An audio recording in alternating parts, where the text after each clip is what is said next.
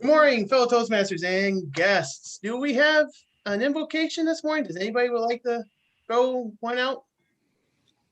We should always have an invocation or inspiration of some kind. I'll do one. Oh, okay. Go ahead, Chris. God bless you, Toastmasters. Such a privilege to be here. Happy holidays. Happy holidays. Happy holidays. Thank you, Chris. Amen. Amen. All right. I would like to ask everybody to mute their mics for the pledge. I'll lead the way. And do I have a flag? It's coming, Eric. Okay. You threw me a curve. Sorry.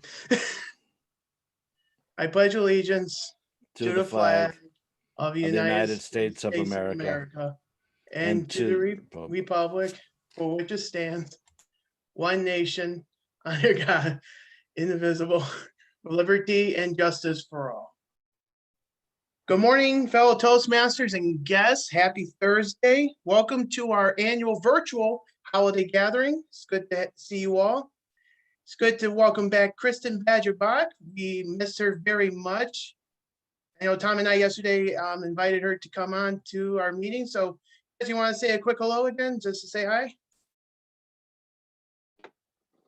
Hi. Hi. Good to see you all. Good to, it was great to jump on with the DECA meeting yesterday. Everybody's doing a wonderful job. And I know Tom, Chris, you guys wanted to elaborate more on how they did yesterday? Tom?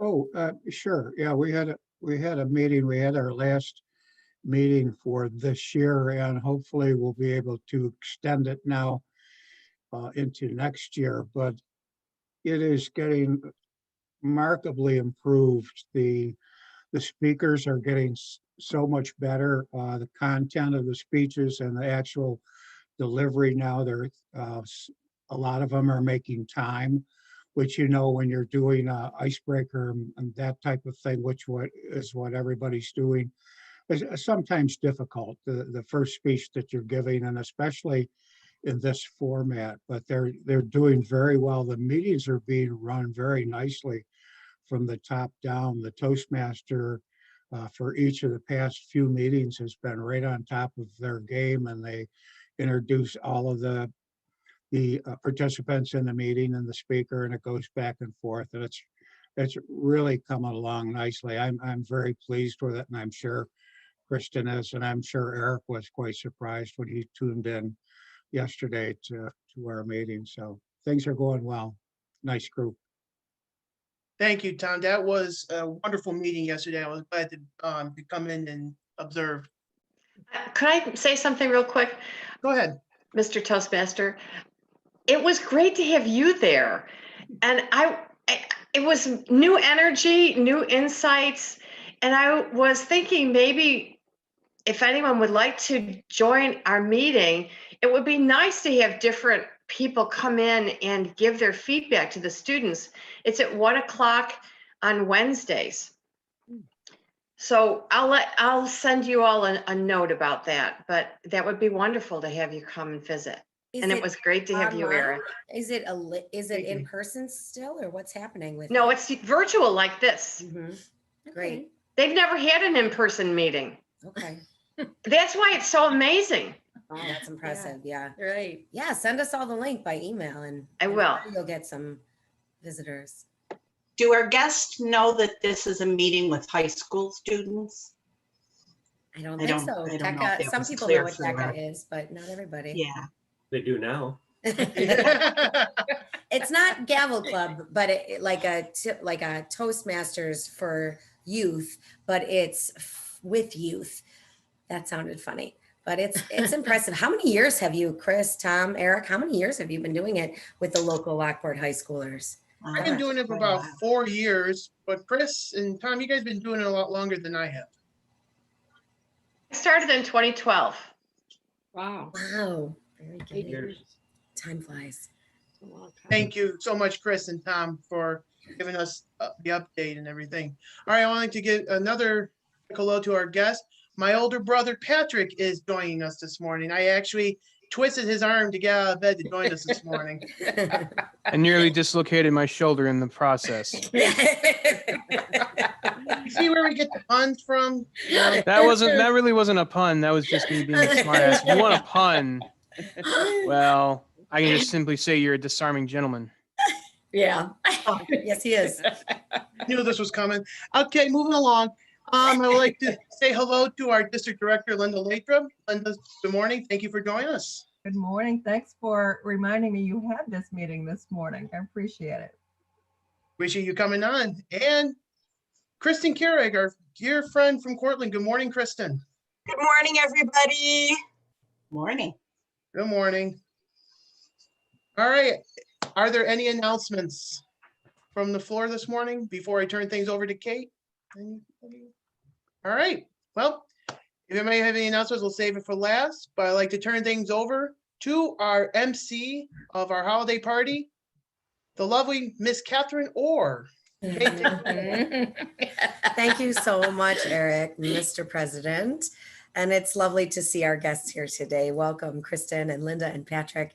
It's great to see you here. This is so strange, isn't it? Oh my goodness. So last year, Ishmael and Tanya ran our holiday meeting and they couldn't be with us today, but it's such a different space and place to do this. I'm not sure how much singing we will do. In the past, we have done, I just couldn't think of a good way to make it happen. Plus we're recorded. I don't think it's a good idea to do the 12 days of Toastmasters Christmas like we have done in the past, but we could manage perhaps. But I think we'll roll right into this, which is different. I think it's going to be rather like table topics. So for Patrick, table topics is the improvised portion of our regular meetings. Typically we have prepared speeches and improvised responses during table topics. So in some ways this will be prepared because a handful of members let me know they would like to share something. But since we do have a good over an hour, I would love to hear from everyone on our screens today in some way or the other. We typically don't have a word of the day, but I heard before the meeting, I was just arriving to my mom's house and someone said something word of the day. Was that an appropriate word of the day? Should we have that as a word of the day? I'm not sure. What do any of you remember what that was? Dave Licata offered that word of the day, I do Dave, believe. would you like to offer a word of the day, sir, with your beautiful tree behind you? Oh, you're on mute, so we cannot hear you. Someone has to unmute him because his screen is far from him. He looks so comfortable. Is that a bathrobe? I think he's in a special robe. There we go. We can hear you now. Oh, Dunder Mifflin. The Dunder Mifflin robe. Dunder Mifflin. It was my going away gift when they fired me. They gave me the robe. It was one of the jobs. One of the jobs I had after I sold the coffee service, but before I went to work at the winery. And it was such a privilege to go to work at the winery at Margin Manor and actually become the new Katie Banks. Back then it was just Katie Banks. So she drove me down to Batavia. We unloaded, we set up the farmer's market table, and she said, "See you later. I'm out of here." And that was a long walk home back to Lockport that day. Especially, and all I had was this little red wagon to put the wine and the table in, but it was good exercise. So that's how I got for Klemp that day. I was all of a sudden I was in charge. The job got handed over to me, and I had to walk home. So I was indeed for Klemp. How's that? Huh? Is that the word of the day? Sure, why not? I'm verklempt by all this Christmas shopping and cookie making. You better spell that. What exactly does that mean? I've heard it used, but I feel like I'd like to use it appropriately. It's like being gobsmacked. That's very clear. Okay. Being extremely emotional. Perhaps someone else could put that in the chat for those of us who would like. Your emotions are close to the Correctly. surface. Yeah, I thought it meant choked up. Yes, that sounds. Oh yeah, you're right. Yeah. Choked up. I think I came today. Sometimes I stretch things. Thank you, Larry. He put it in overcome with emotion. I was definitely verklempt. We were crying the whole wedding ceremony. Once we have the recording, I will share it because it was quite beautiful. Actually, the sentence that goes with that's probably not appropriate there, but I just read it. I copied and pasted. Sorry about that. Yeah, the latest split from her husband. That's funny. Like they had several splits or something. My goodness. Well, I would like to offer a toast to all of our members and guests near and far. We love you all, and let us share a toast as we are Toastmasters to keep our meeting going. Very good. I would like to introduce Len first off, who has a poem to share with us. Len, the table is yours. If everyone else could please mute. Okay, I'll just mute all. I have the power. There we go. 'Twas the night before Christmas, when all through the house, not a creature was stirring, not even a mouse. The stockings were hung by the chimney with care, in hopes that St. Nicholas soon would be there. The children were nestled all snug in their beds, while visions of sugar plums danced in their heads. And Mama in her kerchief and I in my cap had just settled our brains for a long winter's nap. When out on the roof there arose such a clatter, I sprang from my bed to see what was the matter. Away to the window I flew like a flash, tore open the shutter and threw open the sash. The moon on the breast of the new fallen snow gave the luster of midday to objects below, when what to my wondering eyes should appear but a miniature sleigh and 8 tiny reindeer. With a little old driver so lively and quick, I knew in a moment it must be St. Nick. More rapid than eagles, his coursers they came, and he whistled and shouted and called them by name. On Dasher, now Dancer, now Prancer and Vixen, on Comet, on Cupid, on Donner and Blitzen, to the top of the porch, to the top of the wall, now dash away all. As dry leaves that before the wild hurricane fly, when they meet with an obstacle, mount to the sky, so up to the housetop the coursers they flew, with the sleigh full of toys and St. Nicholas too. And then in a twinkling I heard on the roof the prancing and pawing of each tiny hoof. As I drew in my head and was turning around, down the chimney St. Nicholas came with a bound. He was dressed all in fur from his head to his foot, and his clothes were all tarnished with ashes and soot. A bundle of toys he had flung on his back, and he looked like a peddler just opening his pack. His eyes, how they twinkled, his dimples, how merry. His cheeks were like roses, his nose like a cherry. His droll little mouth was drawn up like a bow, and the beard on his chin was as white as the snow. The stump of a pipe he held tight in his teeth, and the smoke it encircled his head like a wreath. He had a broad face and a little round belly that shook when he laughed like a bowl full of jelly. He was chubby and plump, a right jolly old elf, and I laughed when I saw him in spite of myself. A wink of his eye and a twist of his head soon gave me to know I had nothing to dread. He spoke not a word, but went straight to his work and filled all the stockings, then turned with a jerk. And laying his finger aside on his nose and giving a nod, up to chimney he rose. He sprang to his sleigh, to his team gave a whistle, and away they all flew like down of a thistle. But I heard him exclaim ere he drove out of sight, "Happy Christmas to all, and to all a good night."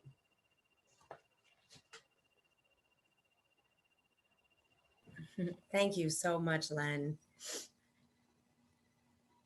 And who is the author of that poem again?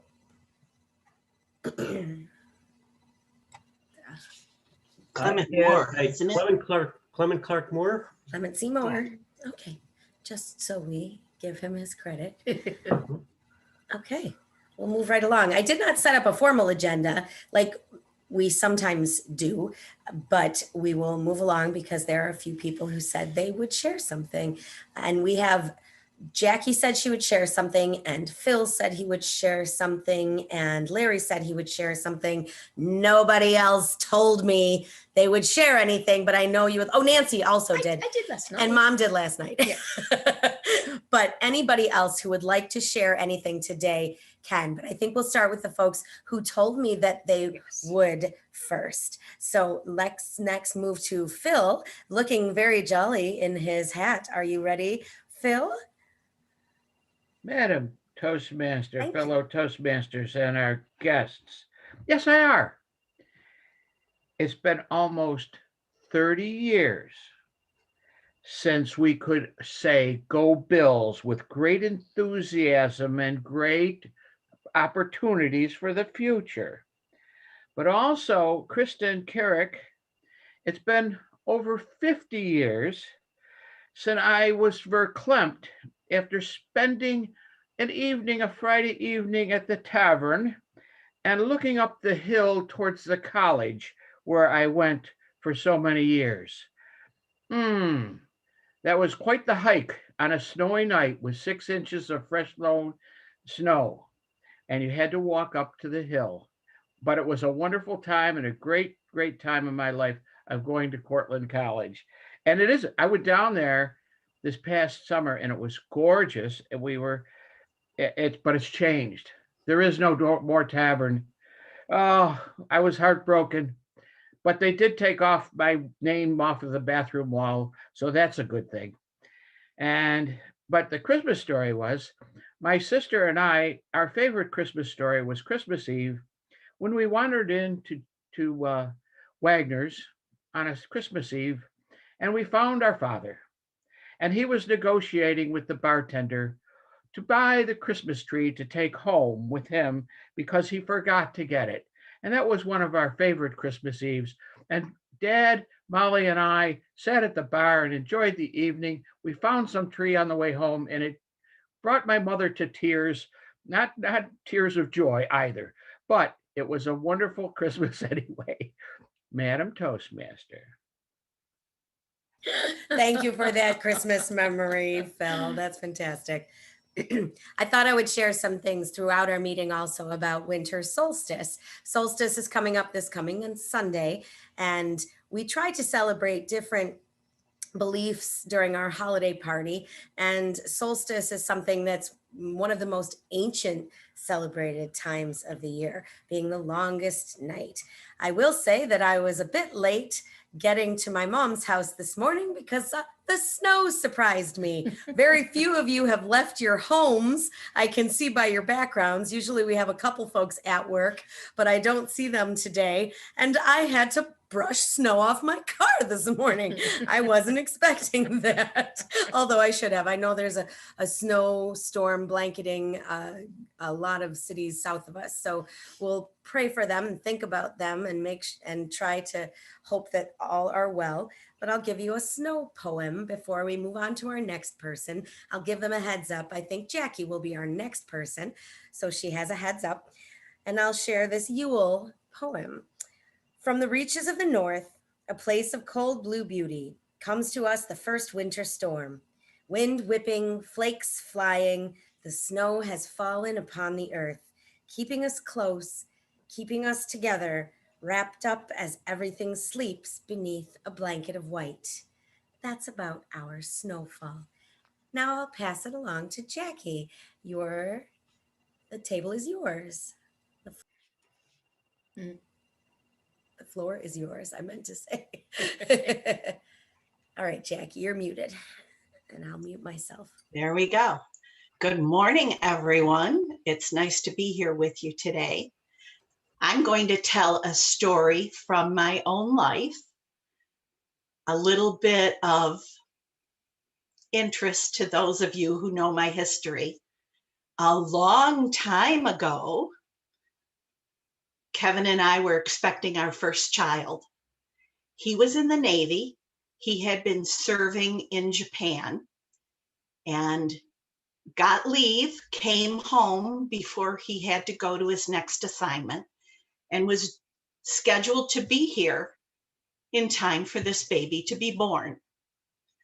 Well, this was our first daughter, and as we discovered over the years, she does things in her own time. She was due to be born, I think the doctor said December 5th. So Kevin would have had about 10 more days with her before he had to leave. Well, she decided not. The doctor put me in the hospital and tried to induce labor, but Jennifer wasn't interested in coming out yet. And then when Kevin had gotten an extension on his leave and things were getting dire, he finally got to the point where he was going to have to leave, and Jennifer made her appearance. Now, it was fun. It was fun. It was exciting. We had a lot of people waiting for this event because she was the first granddaughter on both sides of the family. So we had a lot of excitement. But once she finally made her appearance, there was no question who this child was going to be. She made a big show at the hospital. She ended up coming the day before he had to leave, which meant a lot of nurses were very verklempt, spending time with us and trying to get Kevin as much time as possible with his child. That's the way it goes sometimes when babies are making their way into the world. Thank you, Madam Toastmaster. Thank you, Jackie. What a beautiful story. I've been in the club for almost 14 years. I don't think I ever knew that. What a beautiful story. We brought her home and put her under the Christmas tree, but Dad was already gone, so he didn't get to share that. Yeah. Do you have pictures somewhere of that? Maybe I have a picture, but I'm having a problem getting it to show up on the screen. I don't know what I'm doing wrong. Well, we'll figure it out. We have plenty of time.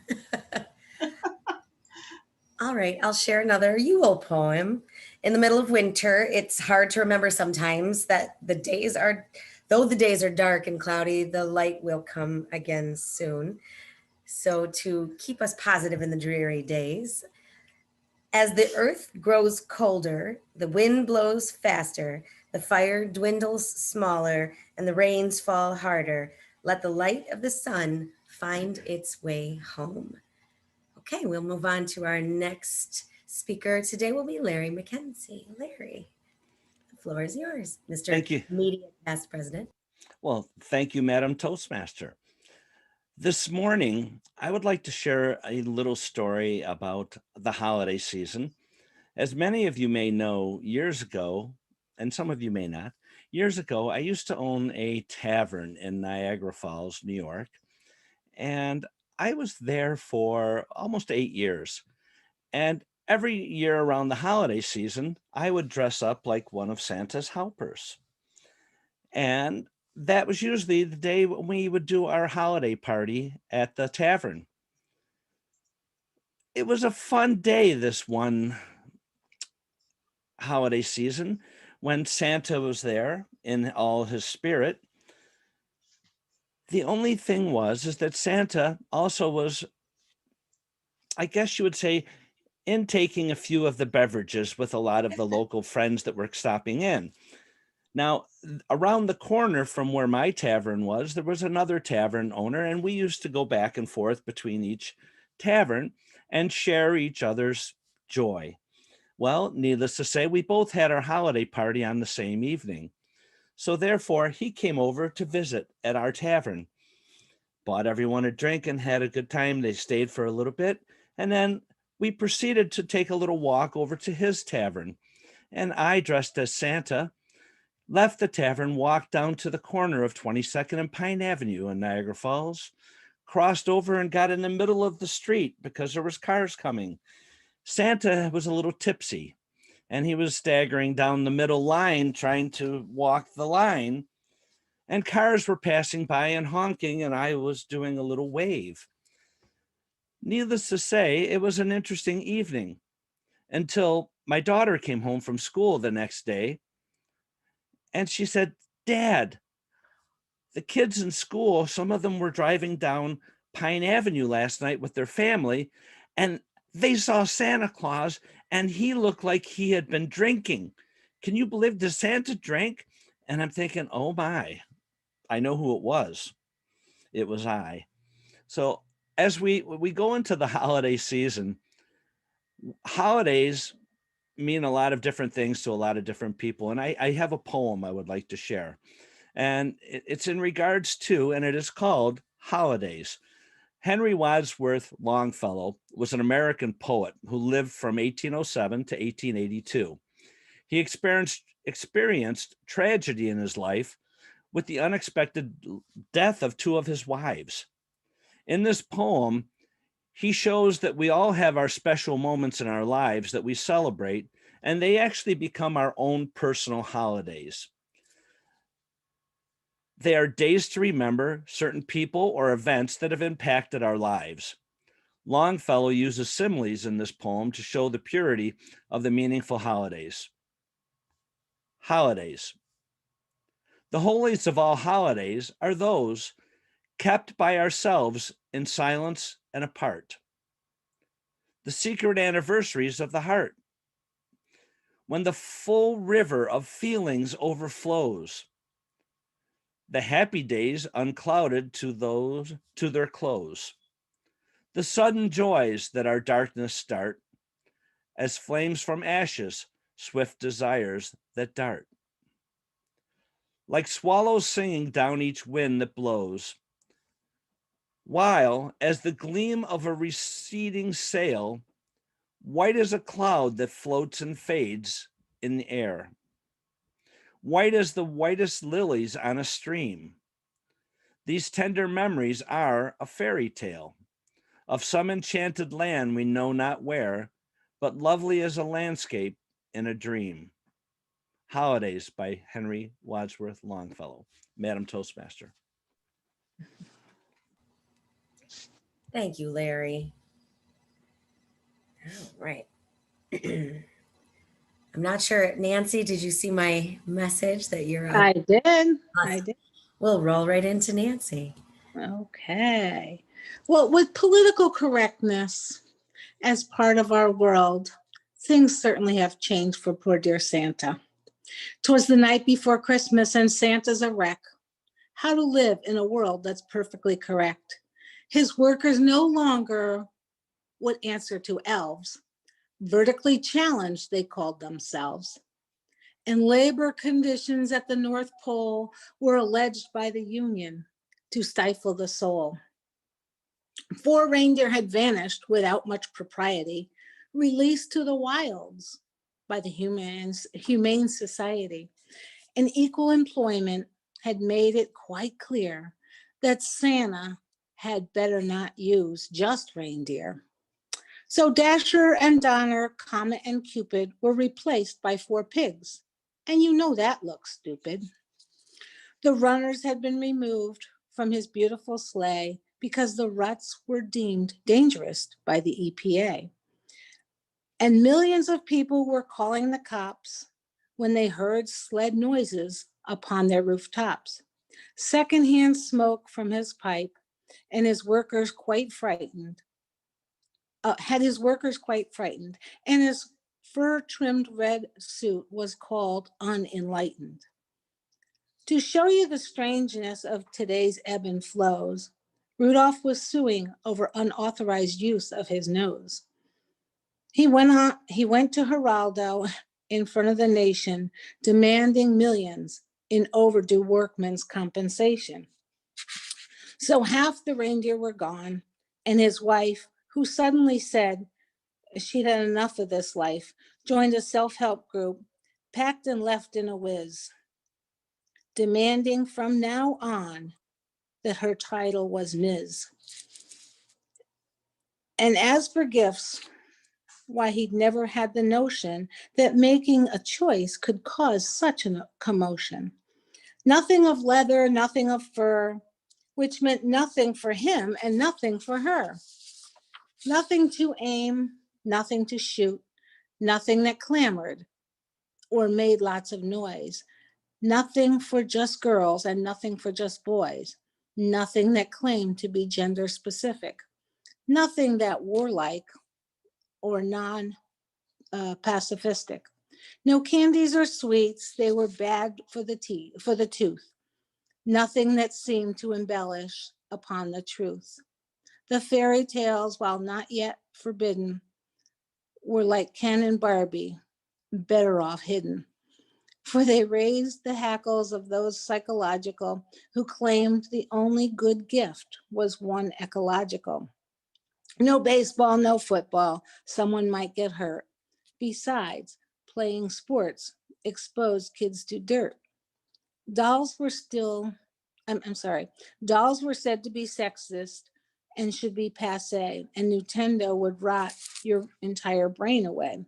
So Santa just stood there, disheveled and perplexed. He just couldn't figure out what to do next.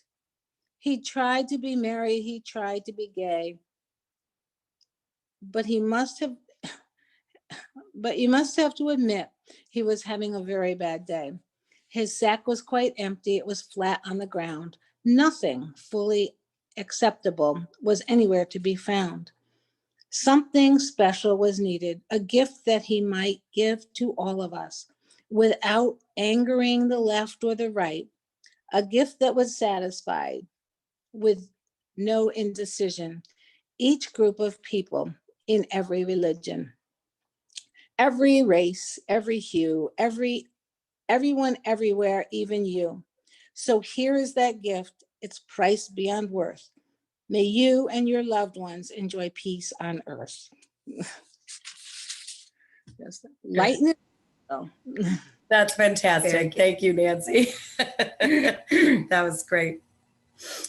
I haven't heard that one. I love hearing all the twists on things, and I had not ever heard that one. So that makes me think of all the political correctness, but in sense, we are celebrating so many different holidays, but I think I'll interject with a little bit of the history because, of course, for those of you who don't know, I was a history teacher for some time, and I feel like I've shared this again and again, but we have new faces here, so I'm happy to share. Some of you may not realize how ancient Christmas goes back, and we'll do a little trivia later, and David may or may not be allowed to participate because he will know all the answers. He may have to wait until nobody else knows the answer and then he can dive in. But most of you have heard of Yule. That goes to the Germanic pagan side of the holidays. And some of the traditions that we carry would be using mistletoe, eating ham, decorating with holly and ivy. That's something that's very ancient. Saturnalia goes back even farther. So our Italians in the bunch, the Romans, certainly celebrated Saturnalia, and it was a time of role reversals right around the week of Christmas, something like December 17th to 27th or something along those lines. The traditions of exchanging gifts comes from that practice. But there are so many other traditions right now. We're in the middle of Hanukkah, and coming up will be Kwanzaa. Coming up will be the celebration of Ganesh for the Hindus, and more and more. And some of you would like to share things. You may, of course. I think, but we'll do trivia if everybody has had a chance to speak who wants to. That'll be kind of towards the end. I do know Carol mentioned she would like to share something. Carol, are you ready next? Yes. All right, you're next, and then Moklis will be up to follow you. I would like to share some Christmas memories. My father worked at one of the factories in Niagara Falls, and he worked shift work. So some Christmases he would have to be leaving for the night shift on like Christmas Eve.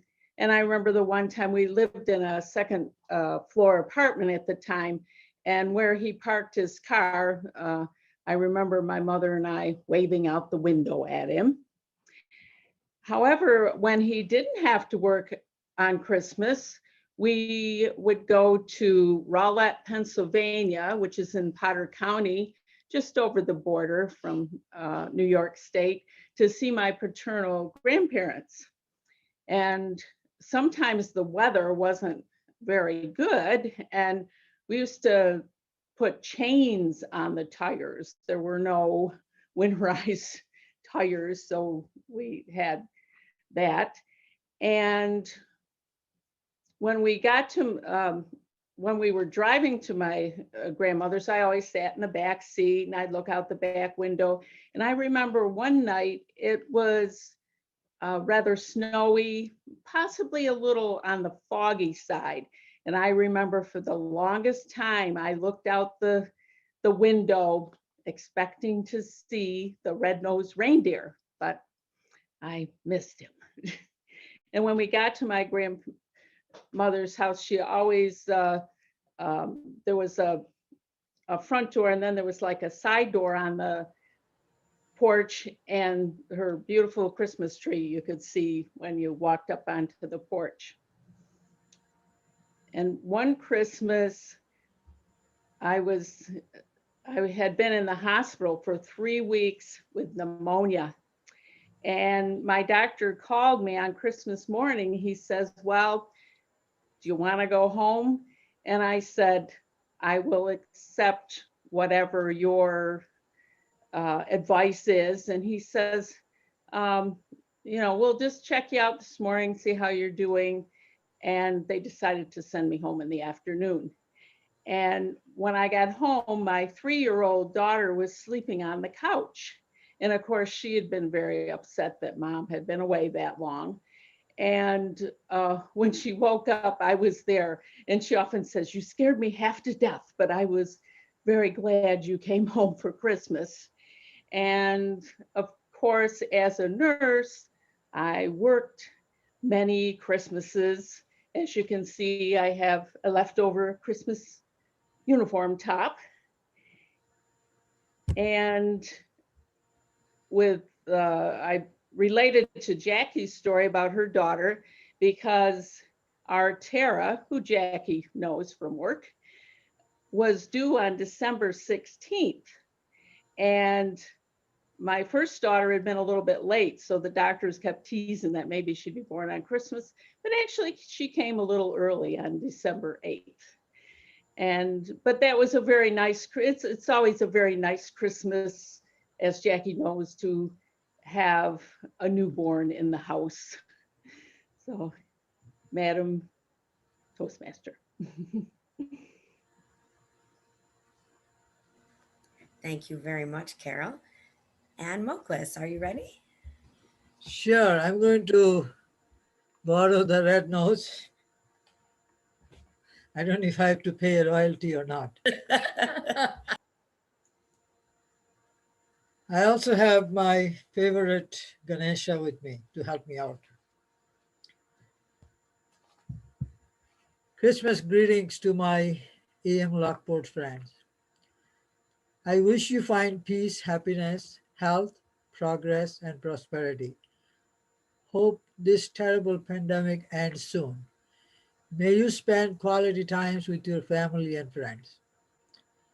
For my Toastmastering buddies and friends, Christine, nice to see you. Jackie, Margot, Kate, Deborah, Tracy, Jen, Nancy, Jill, Alexis, Beth, Ismail, Carol, Cecilia, Kristen, Linda, and Tanya. Some of you are not here, but, and of course, for the guys, buddies, Patrick, Charlie, Joseph, David, Phil, Mike, Steve, Gerald, Larry, Eric, Thomas, Mark, Ryan, Len, Marty, Lawrence, and my son, Sammy. Wish you all enjoy a good, happy, Merry Christmas, and hope you have a super happy New Year 2021. Thank you.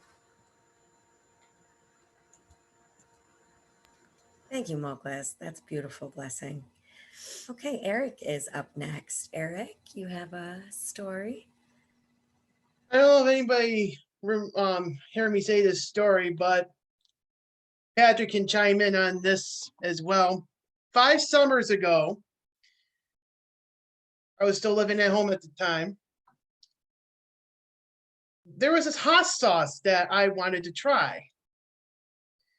And I begged my brother to let me try a taste, and you can see how he's literally laughing right now. I go, I really want to try this hot sauce. It was called Flashbang. And it was not even half a drop of hot sauce, okay? Mind you, it was not even half a drop. Put it on the end of a fork. So I tasted it. Not even 2 seconds later, I'm literally sweating bullets. And what does my mother do? She takes out her phone, starts recording me, my reaction to hot sauce. I'm starting like this, and my brother is laughing hysterically in the background. And I didn't realize how hot it was till you start seeing me sweating profusely. Then I come into work the next day. I got, when I was still working for Elderwood, I got residents coming up to me, mimic me with my reaction to the hot sauce. I'm like, I asked one of the residents, are you hot or something? Oh, your mom showed us the video. I'm like, you've got to be kidding me. And she put it on Ellen too. She sent it to America's Funniest Home Videos, which thank God I have not seen it on America's Funniest Home Videos. But this is what you call should have not done that. And Patrick can chime in on this one, Patrick. To give you an idea of just how hot this hot sauce is, it has the top 4 hottest peppers in the world in there, as well as pure capsaicin, pretty much capsaicin extract. So you're looking at, if anybody knows the Scoville units of how hot something is, we're talking anywhere in between 1.5 to 2.5 million Scoville units, pretty much in that bottle. Now, to put in perspective, since I've been eating hot stuff for a good long while, a drop of that stuff is all I need to feel the kick. And I wouldn't have the same reaction as Eric had, but it would have been substantial. To which I have one of my own stories involving the same hot sauce with a student who begged me to not have just 1 drop of that sauce, but the student decided that the student wanted to have 3. Well, this was during one of our meet and greets over at St. Bonaventure. I teach chemistry over at St. Bonaventure, for those that didn't know. And so we were meeting and greeting our new freshmen. So one of these upperclassmen asked me, hey, can I try your hot sauce? And I go, it is probably the hottest thing you'll ever have. Well, they said, well, I want to try your hot sauce. And I go, okay, well, I only have 1 drop because it's enough for me. They go, oh, I want to have 3. And I go, did you not just hear me? I said I only need 1 drop, and I'm used to this stuff. You look like you haven't ever touched something like this before, and I'm telling you right now, you only need 1 drop. They go, no, I want to try 3. I go, okay, don't say I didn't warn you. So I had a drop as well in solidarity, and this person takes his 3 drops. Within probably about 10 seconds, needless to say, this person went a shade of white you would normally see on a piece of paper. This person went into shock, literally. They went into shock, sweating profusely, unable to move, speak, barely able to breathe. I said to this person, so what have we learned? And being barely able to talk, basically said, yeah, you were right. After about 15 minutes, they were able to finally eat something to knock out the heat, which was pretty much nothing more than half a cup of sour cream, which, believe me, if you eat anything hot, the worst thing you can reach for is a bottle of water. You do that and it'll give new meaning to fire in the hole. All right. So needless to say, Eric learned a very valuable lesson that day. And to put it in perspective of how much he had, if you take a fork tine and maybe go about 1/4 of an inch up, that's all he had. Now, like I said, I can deal with a drop, maybe 2 drops at the most. He barely had like 1/4 of a drop, and he was having a massive reaction to it. So that's my sauce, and that's my addition to this story. Thank you. There was a place at the Galleria called Pepper's Palace, and that's where he got the flashbang hot sauce, and that's when this whole thing played out. So I learned a very valuable lesson. So we should get you hot sauce for Christmas. Is that what you're saying? No. If you do, please don't give him the spicy stuff. He wouldn't be able to handle it.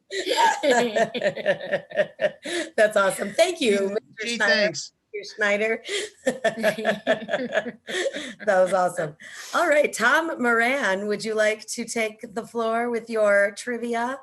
Your choice, if David is allowed to answer. Certainly, I can do that. I didn't know that you were doing trivia as well. So, oh, it's fine. If you would prefer to sing a song, I suppose I could lead us all in the 12 Days of Christmas. How many do we have here? 1, 2, 3, 4. 22, I think. We have too many. Some people will be left out. So. For those of you who don't know, we would used to at Tom's Diner, where we have our meetings, we would sing the 12 Days of Christmas. And that goes back to Glenda, and then Christy also did it with us. And we would all be assigned one of the rounds and have the paper that we would have to hold up, like on the first day of Christmas, a partridge in a pear tree, and you'd have to stand up if that was your assigned role. And I'm not sure how we could just rig that. I thought about it, but I think we may skip that. Who knows? Maybe we'll do some Christmas caroling during post Toasties after the we did, and actually in the after hours last week, we did practice. Some of us practiced singing it, and it didn't work out that well. So I will just do a little trivia. I was looking for something to do the other night, and right around this time of year, I start watching my favorite. Where are you going, David? Sit down. I start watching my favorite Christmas shows, and many of the movies I watch are the old movies that you see now. They're colorized from black and white, and many of them have a lot of interesting scenarios to them, and I'm sure everyone here is familiar with Christmas movies, has a favorite Christmas movie. So many of these trivia questions are about either a Christmas movie or some music that accompanies that movie. So I'd like to start out with, well, the Santa, including Rudolph. How many reindeer are there that pull Santa's sleigh? 9. Oh, unmute. You know what? Let's do it this way. If you know the answer, if you could raise your hand, and then I will call on you instead of David answering all the questions. I'll let some other people in for the answer. How many drummers drumming are there? 8. Okay, Jill. 9. 12 drummers drumming. 12 drummers drumming. I was gonna say 12. Yeah, 12. In the movie Christmas Carol, Ebenezer Scrooge is visited by how many ghosts? 3. Patrick. 4. Including his partner. Marley. Right. 4. There are 4 ghosts. There's the Christmas past, present, and future, but also Jacob Marley is a ghost that visits. When in the movie A Christmas Story, what is it that Ralphie wants so bad? Red Ryder. Let's see. Kate, okay, raise your hand. You got to raise your hand, Kate. You can call on Patrick. I start. What does he want, Kate? A Red Ryder BB gun. A Red Ryder BB gun. Right. Thanks, Tom. Where does in the movie The Grinch Stole Christmas, where does the Grinch live? I don't see any hands. Come on. Tom. Oh, Thomas. He lives in a cave on Mount Crumpet. You're correct. Thomas has got that. And what is it, Thomas, I was just interested, what is the town that he looks down upon? Whoville. Whoville. Very good. Extra credit for Thomas. Bonus. Okay. I can When recite the it from heart. McAllister family went on vacation, they left Kevin home alone. Where did the McAllister family go on vacation? Len. It would be Paris. That's correct. Paris, France. Okay, David, here's one for you. It's a toughie. What city was baby Jesus born in? Oh, Bethlehem. Bethlehem, that's correct. And as a side note, do you know why the Jesus and why Mary and Joseph went to Bethlehem? They had to register in the town of David. Joseph was descended from King David, and Bethlehem was his city. So they had to register to go pay some more tax to the Romans. Right. Right. It was for the census. That's correct. And what state sells the most Christmas trees or harvests the most Christmas trees? This would be a guess for most, I think. Oh, Jill. Oregon. Oregon. Very good. Good. That's the nursery owner in me. You have What to is know the that, right? what is the name of the main character in Elf? I'm not seeing any hands here. The main character in Eric's the got his movie hand up. Eric's got Elf. Eric does? Eric. Buddy the elf. Buddy the Elf. That's right. And Can I give a Miracle on bonus 40 on Buddy? And a Miracle on 34th Street, I almost for 42nd Street, which would be a Miracle on 34th Street. What city does this take place in? New York. Right? Or I'm sorry, Patrick? New York. New York. Very good. That was another toughie. I think I heard that somewhere else too. Yeah, Dave. Right, David. Here's a little more difficult one. In the I lost it now. In the movie It's a Wonderful Life, how did George Bailey become deaf in one ear? Oh, that's Right, David. he was working for a pharmacist in the town, the mythical little town there, and the gentleman was inebriated, and he got annoyed with the young George Bailey and slapped him on the side of the head, breaking his eardrum, making him ineligible for the draft. So he didn't get to be a World War II vet. Mm-hmm. Okay, has anybody else got a different answer? Yeah, no, I don't think that's true. I think he was rescued. Okay, Steve's got his hand up. He got that injury when he jumped in to save his brother who had fallen through the ice. That's correct, Steve. He re-injured it, or he had that injury, couldn't hear out of his one ear because he saved his brother when his brother fell through the ice. Right.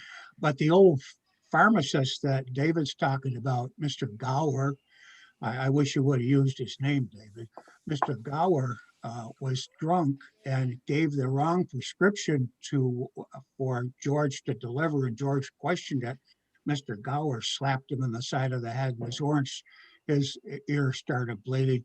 It's kind of a very good story. So we did pretty well today, and I think overall, I think Patrick had probably his hand up most of the time, which means he has a lot of time to watch movies. So Yes, he does. He might give Dave a run for his money on the. Yes, he very well could. So well, Patrick does DJ trivia, so.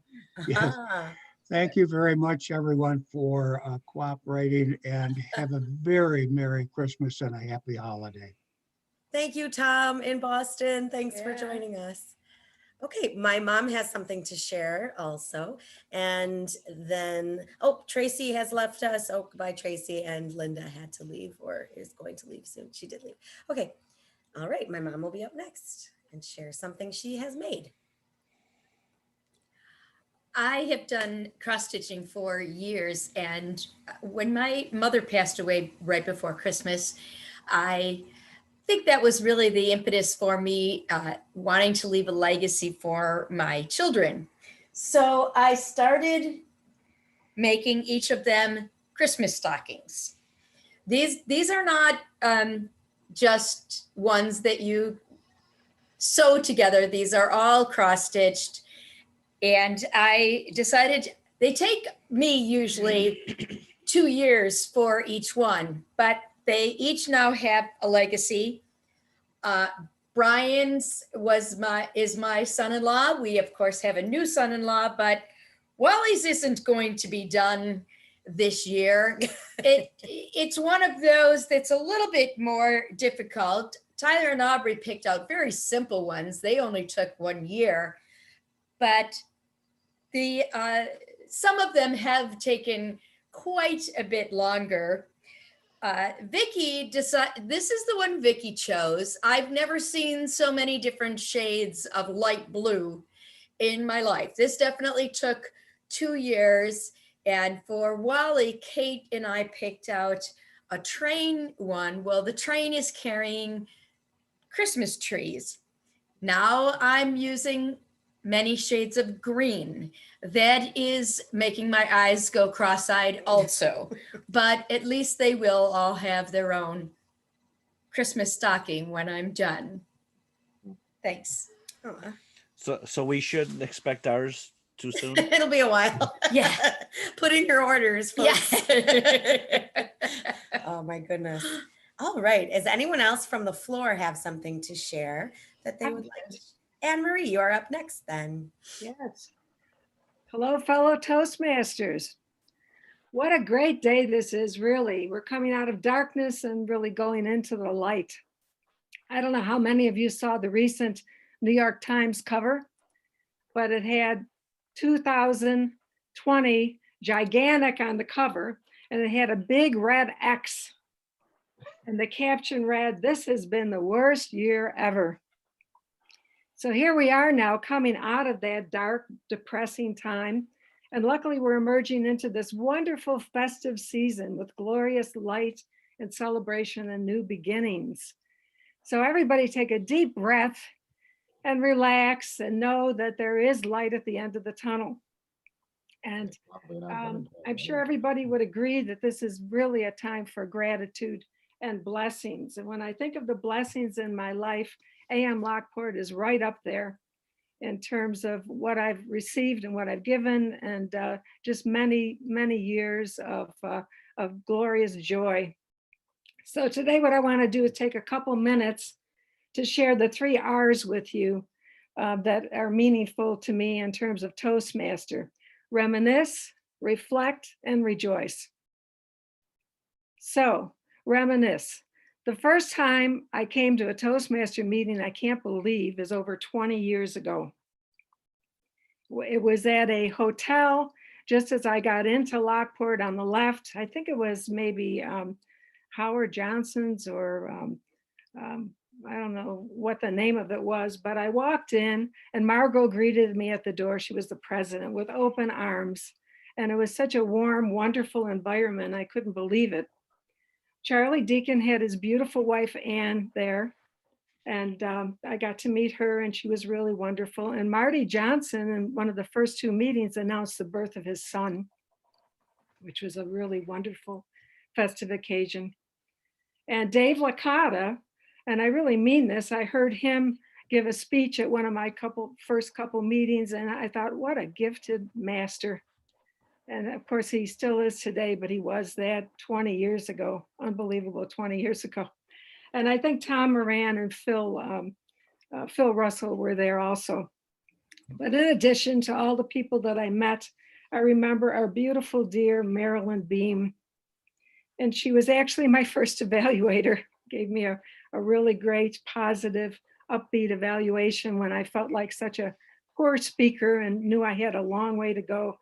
She was such a classy lady, always so self-confident and professional, with a great trained voice. And she was filled with vitality and energy when I think of my memory over all those years. And she has been such a joy and an excellent role model, I think, for all of us. And I think we both agree that today, especially since she was usually the narrator of our Christmas party, we really miss her dearly. So the second R is reflection. There's never been a Toastmaster meeting that I have attended that I don't leave feeling joyful and feeling like I really learned a lot. And that's very sincere. And Lockport is absolutely worth getting up for in the morning. A famous psychologist in my profession of counseling, well known, his name is Carl Rogers, always said that the key to helping people grow and flourish is unconditional positive self-regard. AM Lockport Toastmasters excels, in my opinion, in unconditional positive self-regard.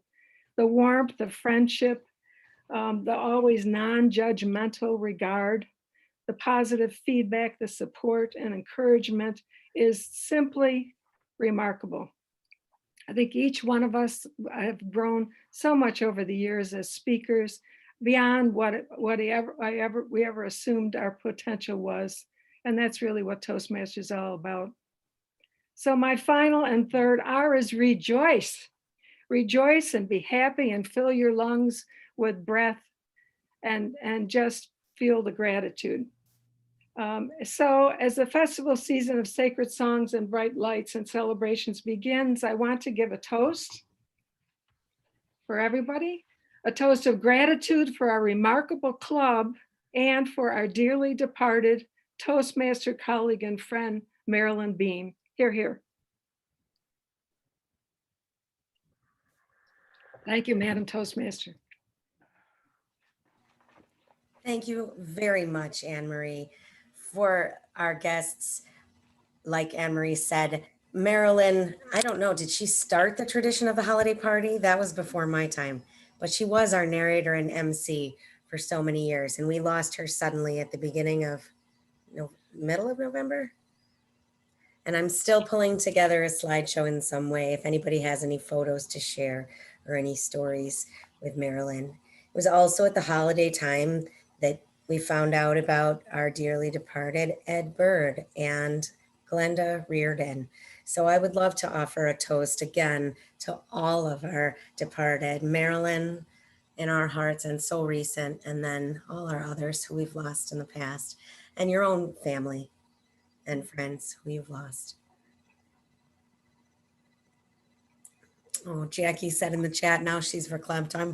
I'm verklempt too. Thank you, Anne Marie, for starting that. It makes me think also of Flavia, who's not with us today, but Flavia, who always had the Blue Christmas service at her church when she was a pastor here in Lockport. And I know Christy and I went several times. It was beautiful. Tom, you have something else to share. Yeah, I see Joe Budnack is here, and I was wondering about those cookies that we usually share at our meetings, our Christmas meetings. Yeah, Joe, do you have some cookies for us you could show us? They're in the kitchen. I could go get them. Yeah. Can you, so we can just think of them?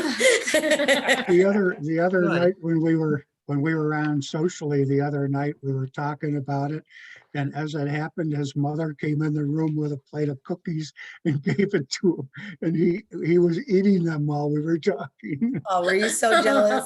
Everyone was ready to smack me one, I think. Yeah. For anyone who doesn't know, Joe's mom would always bake amazing cookies, and he would bring them in to share with us during our holiday parties. Anyone else from the floor would like to share anything? Joe, how are you doing? Fill us in. Doing good. My school that I work at, the Summit Center, is still, we're just strictly virtual now, and we plan to go back January 4th. We were planning the 11th, but we're going back the 4th now. And fortunately, thank God, all the kids really have adjusted to this whole insanity. They really have, for the most part. So I have a story I could share. Please do. It's not a Christmas story, but it's a winter story. It took place around wintertime.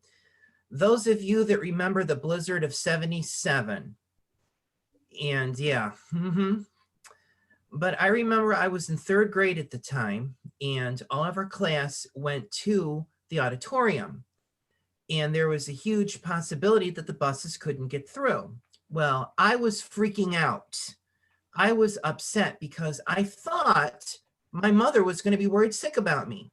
She's not going to know where the heck I am, and she's going to be scared to death. And that really made me upset. And I was an emotional wreck. Now, my teacher at the time, I really didn't like this teacher too much. She was a meanie.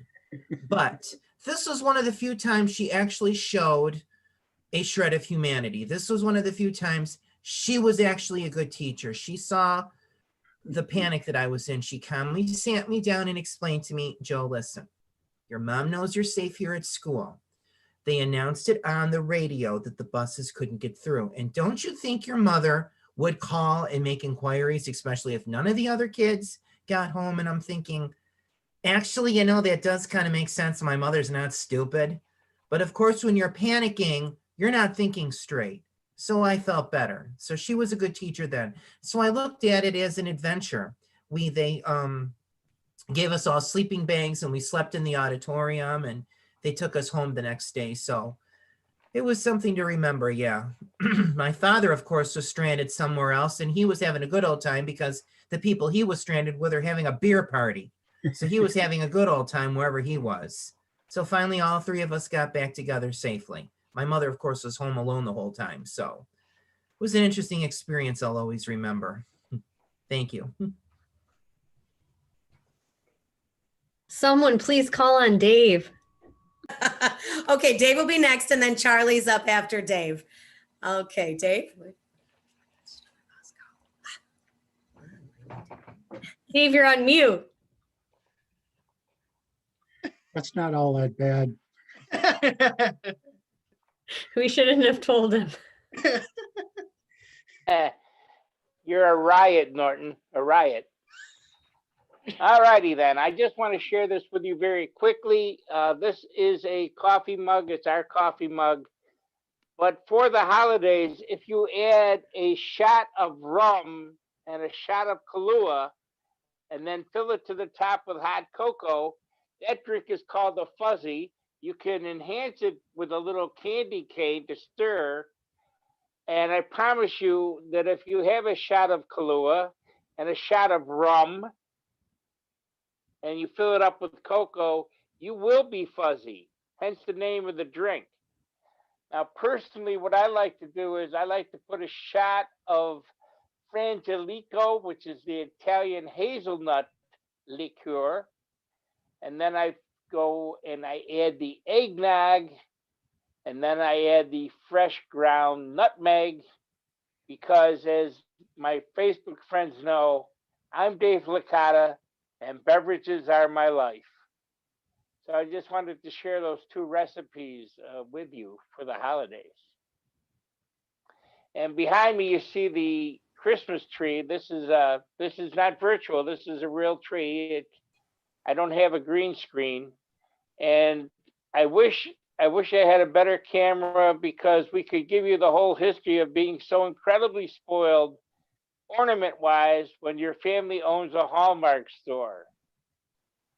So I'm truly blessed. On the tree, there are ornaments that we picked up from various destinations when we went on vacation. So there's a lot of memories on that tree. But the most important memory, there's a red bulb up there. It says Merry Christmas. And it has survived since from the time that I understood what was going on, that this was Christmas, we're going to decorate the tree. It went from my grandmother's house to my parents' house. And then when we're cleaning out my parents' house, I grabbed it because I spent the most time with it. And I explained to my siblings that it was mine. Merry Christmas, everybody. Thank you, Madam Toastmaster. Merry Christmas, Dave. Thank you. And Charlie, up next. My story is when Ann and I first got married, about our first Christmas. When I grew up, on Christmas, we had turkey. And So Ann and I had a discussion about this because I want a turkey and she told me we had turkey on Thanksgiving and we're not going to have it on Christmas. So we have to decide what else we're going to do. So during the year, we tried different things for a dinner. And we finally came up with Yorkshire pudding and beef. After she died, my daughter, Martha, has kept that, having roast beef and Yorkshire pudding. The problem this year is we're not going to be there for that. And I'm not sure exactly what we're going to do for Christmas as far as having for dinner. I'm not sure what we're doing. In fact, it's said, and I don't know whether it's true, but this is the only restaurants open on Christmas are Chinese restaurants. I don't know whether that's true or not, but it seems to be true around here. So we're not sure what we're doing for Christmas. And that's really, I'm concerned about that. And I think my present wife is too. Thank you. Thank you, Charlie. Okay. Oh, David's raising his hand. Charlie, go to Pho, P-H-O Golden on Pine Avenue near Hyde Park. It is not the best Vietnamese restaurant in Niagara Falls. It is the best Vietnamese restaurant in all of the 716, and I highly recommend it. So I would guess that the Vietnamese place would be open. It's not that big, but the food is amazing. Thank you for that recommendation, Dave. Anyone else from the floor have anything that they would like to share with us today? Oh my. Carol, unmute and yeah. I had forgotten to mention on Christmas of 1975, I got engaged. And I was expecting it, and all the presents were open, and I'm thinking, okay, what's going on? So then my husband to be reached behind a chair and brought up this huge box.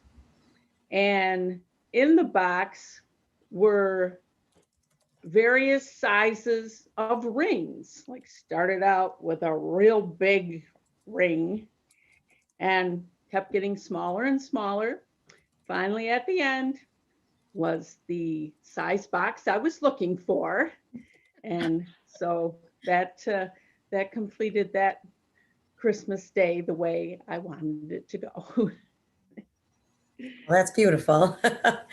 Thanks, Carol. And Jen, did you have your hand up? Yes, I did. I wanted to share. So I was inspired by our Christmas theme meeting, and I don't want to necessarily share this video during the meeting, but I was inspired to create a very lampy Christmas carol. So if you are a oh my gosh subscriber, you can check out a very lampy Christmas carol, and I will also put the link in the chat if anyone would like to watch the latest in the Lampy series. It was entertaining. Charlie, if you're, I know this sounds terrible, but every year I go to my dad's and it's just the two of us for Christmas.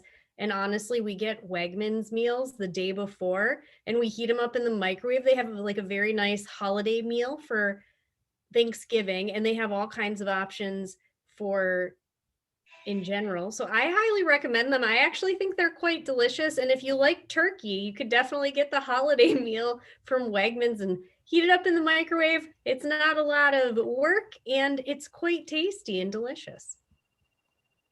That's an excellent suggestion. Wegmans does do a good job. Good thing Marty isn't here. All this Wegmans talk. Oh, Marty is here. On. He is here. Marty, Oh, would you like to share anything? Marty, how you doing? Do you want to share anything with us? Tops have some pretty good Christmas and different holiday meals also, but you have to pre-order them. I don't know if you'll find anything totally put together as a kit per se. However, I do know that you can order them, and I think the time has passed or is coming up pretty close to being a deadline per se. So Wegmans it is. I just want to wish everyone a Merry Christmas and best of health in the new year. That's all. Thanks, Enjoy, Marty. Thanks, enjoy Marty. the time with your family. And Thanks, Marty. I may skip my trivia since we already had trivia with Tom, so that was Yes. perfect. Oh, no, I want trivia. Perhaps. I do want to say we don't have a meeting next week because it is Christmas Eve, but we have a contest the following week. Now, I need a bit of assistance because I can't recall and I cannot seem to find which contests they are. I do. I just Okay, looked thank you, online. Mr. President. Which contests are up? International and humorous. International and humorous. So folks, it is New Year's Eve. We are having a New Year's Eve party contest, and Samir and I are running the meeting, and Eric will keep us together apparently. So it will be international and humorous. So we are looking for participants, competitors, first off, but then of course, timers and judges as well. So if you could please email me or chat me, text me, let me know how you would like to participate, and I will send out another email about that as well. But I wanted to get that in there before we wrap up. It is 8:24, so we're getting to the Okay, end. I have a question. Sure. Can you put your email in the chat in case anybody doesn't know? Yeah, absolutely. It Thank you. used to Sorry be to my interrupt you. initials, but now I have to change. I'm not going to change my email, but it's my initials. All right, awesome. Okay, Tom, you have something to share? No, I was just waving to Jill. Oh, Jill and Steve, you look awesome. Thank you for being so festive. And please, the floor is yours. Actually, Steve will talk about Star Search, which did not happen last Saturday. Well, I was gonna say that for closing announcements, but whatever. Yeah. Do it now. Oh, okay. I thought you were still talking. No. Really? Oh. Anyway, last Saturday we were supposed to do a star search down to the Margin Manor Winery. Unfortunately, the weather had other ideas and we had to cancel it. Therefore, we're going to try again this Saturday, the 19th. That was our rain date. And we're hoping for clear skies so we can try again. I'd like to make quick mention. Margot mentioned the solstice, which is, most people know, is the 21st. What most people don't realize is day and night don't get even equally. We hit the night of the earliest sunset actually on December 7th, where it leveled out for about 4 days through the 11th at 4:41 approximately. Now the sun is actually starting to set later. So we have the illusion, even before the solstice, that the days are getting longer. They're not, because the sun is still rising later. We don't hit the date of the latest sunrise till early in January. It's tough to try to explain that concept, but that's true. So actually you have the illusion the days are actually getting longer long before they do. This is a good thing. Look like we get a little more daylight. But the gist of my message was get on out Saturday night if we got a clear night, because we will have the close approach of Saturn and Jupiter to look at. They will be in the same field of view on the telescope. Mars is still a great show. And there's a lot of other fun things to look at this time of year if you don't mind braving the cold weather. So I hope to see a lot of you out there. It is supposed to be at 6 o'clock and 6 bring a o'clock. dessert to pass. Oh, well, that's okay. Steve, if I may. This Saturday, 6 o'clock, bring a Saturday, dessert yes. to pass at Margot's? Yes, at the winery, yes. That they call that the Christmas star, do they? And the last time, Don't get me into that. Okay, okay. It really But- isn't. There's a lot of reasons it's not, but it's. But I wanted to mention the last time, I think I read that Jupiter and Saturn were aligned like this was back in 1200 years, one time in 1200. Well, about the last time this particular alignment happened, Galileo was watching it. Okay. Impressive. And the one they're more likely, and there's problems with that too, was Venus and Jupiter aligning, they think is a Christmas star. There's arguments for all these different events. The big problem is we don't know when Jesus was born. That really makes it tough to pin down which one of these events was the Christmas star. Ugh. Makes sense. Awesome. Thank you, Steve. Thanks for the update. And What happened? Jackie. Happened with a baby. Christmas baby. Yeah. Oh, what a beautiful photo. Military dad. Yeah. He looks so in love. Oh my gosh. He was always. That's with awesome. all of them. Thanks, Jackie. Thanks for looking. All right, get that out of there. Okay, our meeting is almost going to wrap up. I'd love to ask our guests how they enjoyed our meeting today, and will you come back? First, Kristen. Kristen, how'd you hear about our meeting? Eric mentioned it yesterday. And I've been thinking of joining you for ages, but I just haven't. We're so glad you came I'm back. still a member, I think, although I never get the Toastmasters magazine, but am I a member? None of us do. Yeah, what happened? They switched It's all to virtual. Oh, okay, Yeah. okay. Yeah, the magazine is online now. Anyway, I'm legit, but I know. I actually was like saying to the other Kristen, because I thought you were on our roster, but you are a guest because we haven't seen you in so long. And Yeah. Eric, I'm so glad that you invited Chris back with us today. So And Tom. you. And really nice to be here. Really nice. So great to see you people. I do miss you. Yeah. I probably will come back. we'll take next week off Hooray. and then maybe join us for New Year's Eve, for a morning New Year's Eve party. And Yeah. Kristen Carrick, is that how you say your name? Yes, it is. Thank Excellent. you so much for having me. I really appreciate, especially Eric, who's apparently the one that's gathering and herding all the cats, apparently. Thank you again for inviting me. I very much appreciate hanging out with you guys early in the morning. I had to get up early anyways because I wasn't sure how much snow we got here last night. So I wanted to make sure to get a head start on it just in case. But I hope that you guys all have a happy holiday, and I'm hoping to see you after the new year. Wonderful. And you're in a club, did you say in Syracuse? Cortland. Cortland. Awesome. Yep. If you would like to share that to Eric, he can let us know about it and we could Absolutely. join you as well. We'd love to. Yes, our meetings are in the evening, Thursday evenings. Oh, sweet. So David usually invites the most guests in person. Eric is giving him a run for his money on the virtual side of things, but you have a lot of years to catch up, Eric. So you're still behind David Margot, I think. And Patrick, also invited by Eric, his brother. How'd you like our meeting this morning? And will you join us again? I enjoyed it. I'm usually doing something else early in the morning, but this was fun. So I enjoyed it immensely. And it was also fun to relate that hot sauce story once again. That was great.